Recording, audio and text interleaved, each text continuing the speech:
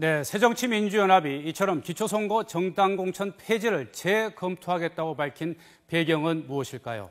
무엇보다 청와대와 새누리당 등 여권이 당초의 방침을 수정하거나 철회할 가능성이 거의 없어서 이제는 현실적인 고민을 할 수밖에 없었기 때문입니다. 이 통합 창당 후 지도부로서 처음으로 치르는 지방선거 결과에 대한 부담, 그리고 기초선거 무공천을 둘러싼 내부 분란을 해결하지 않고서는 이 선거 시작 전에 자중질환에 빠질 수 있다는 우려를 빼놓을 수 없습니다. 하지만 당원 투표와 여론조사에서 어떤 결과가 나올지는 아직 예측하기 힘든 상황입니다. 계속해서 황보영 기자입니다. 새정치민주연합은 무엇보다 두 개의 규칙으로 지방선거를 치러야 하는 상황을 우려하고 있습니다. 공약을 지키지 않은 상대편은 꿈쩍도 않는데 혼자서 명분만 고집하다 지방선거에서 불이익을 볼 가능성이 크다는 판단 때문입니다. 그 불공정의 정도가 토끼와 거북이의 경주 차원이 아니라 고속도로와 가시밭길 달리기에 견줄만한 형국입니다.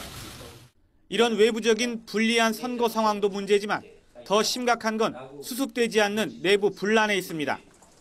일찌감치 무공천 방침을 밝힌 지도부와 달리 선거 현장에서는 현실을 너무 모르는 얘기라며 불만의 목소리가 끊이지 않아 왔습니다. 최근엔 지도부에서조차 공천하지 않는다면 정당을 해산하는 게 맞다는 말까지 나오면서 기초선거 공천을 둘러싼 내홍은 당 전체를 휘감는 형국이 됐습니다. 한마음으로 나서도 쉽지 않은 선거를 앞두고 당이 사분오열될 위기에 처하자 내부 역량을 결집하기 위한 고육책으로 정치적 부담을 안고 재검토 카드를 꺼내든 겁니다. 이것만이 선거를 앞둔 당내 여러 가지 이견들, 그다음에 당 밖에 많은 국민들의 우려들을 부식하고 새로운 단계로 나간다는 결단을 내리신 거죠.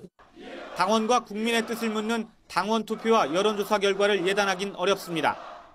지난해 당원 투표에서 기초선거 공천 폐지에 대한 지지는 67%로 높았고 최근 YTN 여론조사에서는 무공천 약속을 지켜야 한다는 의견이 47%에 달했습니다.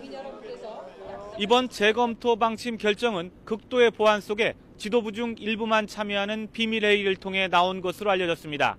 하지만 이런 중요 사안이 내부 논의도 거치기 전에 일부 언론에 공개되면서 지도부의 소통 방식이 또 다른 내분의 불씨로 떠오르고 있습니다. YTN 황보현입니다.